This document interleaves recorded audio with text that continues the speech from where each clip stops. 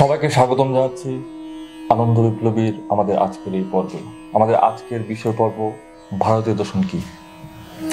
প্রাচীন যুগ হতে এখন পর্যন্ত ভারতবর্ষের হিন্দু, অহিন্দু, আস্তিক, নাস্তিক প্রভৃতি সব শ্রেণীর চিন্তাবিদের বিভিন্ন দার্শনিক সমস্যা সম্পর্কে সমস্ত মতবাদী ভারতীয় দর্শন। ভারতীয় দর্শন বলতে ভারতবর্ষের সমগ্র তত্ত্বচিন্তাকেই বোঝায়। কোনো কোনো চিন্তাবিদ ভারতীয় দর্শনকে হিন্দু দর্শন নামে অভিহিত করেছেন, কিন্তু ভারতীয় এবং হিন্দু এই দুটি শব্দ একার্থবোধক নয়। তবে হিন্দু শব্দটি কোনো এক বিশেষ ধর্ম সম্প্রদায় অর্থে না বুঝিয়ে যদি ভৌগোলিক অর্থে ভারতীয় বোঝায়, তাহলে ভারতীয় দর্শনকে হিন্দু দর্শন নামে অভিহিত করা যেতে পারে। অতি প্রাচীন হিন্দু দার্শনিক মাধবাচার্যের সর্বদর্শ সংগ্রহ নামক গ্রন্থে ভারতের বিভিন্ন সম্প্রদায়ভুক্ত দার্শনিকদের পাশাপাশি দেখতে পাওয়া যায়, যদিও তিনি নিজে বেদে বিশ্বাসী ছিলেন। তার এই গ্রন্থে যেমন সাংখ্য, যোগ, ন্যায়, বৈশেষিক, বেদান্ত প্রভৃতি আস্তিক দর্শনগুলো আলোচনা করেছেন, তেমনি চারবাক, বৌদ্ধ, জৈন, নাস্তিক ধর্মগুলোরও আলোচনা করেছেন।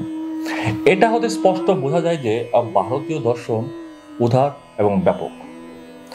ভারতীয় দর্শনের এই উদার এবং ব্যাপক দৃষ্টিভঙ্গি ভারতীয় দার্শনিকদের অপূর্ব সত্যানুসন্ধিসার ও বিচার নিষ্ঠার পরিচয় প্রদান করে। ভারতবর্ষে যদিও বিভিন্ন মতাবলম্বী দার্শনিক সম্প্রদায় ছিলেন, এই কথা বললে চলবে না।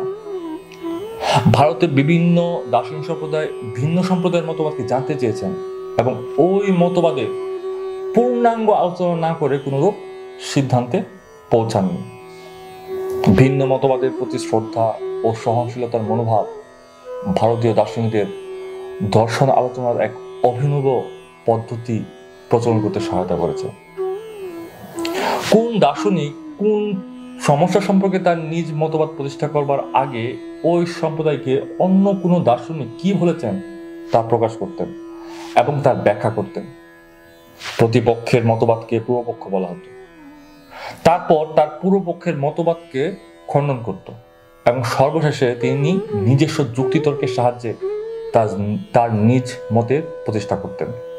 আর এই জন্য একে উত্তর পক্ষ বা সিদ্ধান্ত বলা হয়। ভারতীয় দার্শনিক সম্প্রদায়ের এই পারস্পরিক আলোচনার দ্বারাই ভারতের প্রত্যেকটি দর্শন শাখা সমৃদ্ধ হয়েছে। বেদান্ত দর্শনের কোনো একটি পূর্ণাঙ্গ গ্রন্থে বেদান্তের আলোচনা ছাড়াও ন্যায়, বৈশেষিক, সাংখ্য, যোগ, মীমাংসা, চারবাক, বৌদ্ধ এবং জৈন দর্শনিক মতবাদগুলোর ব্যাখ্যা ও সমালোচনা পাওয়া যায়। সেইভাবে বৌদ্ধ বা জৈন দর্শন সম্পর্কীয় কোনো একটি উৎকৃষ্ট গ্রন্থে ভারতের অন্যান্য দর্শন শাখার মতবাদগুলির সুষ্ঠু আলোচনা পাওয়া যায়। এমনকি সমসাময়িক পাশ্চাত্য দর্শনের অনেক সমস্যার আলোচনা ও মীমাংসা ভারতীয় দর্শন শাস্ত্রের গ্রন্থে স্থান পেয়েছে।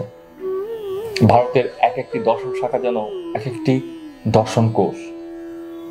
ভারতীয় দার্শনিকদের উদার মনোভাব এবং অন্যের বক্তব্য শুনবার ও বুঝবার ইচ্ছা ভারতীয় দর্শনের বিশালত্বের ও শ্রেষ্ঠত্বের প্রধান কারণ।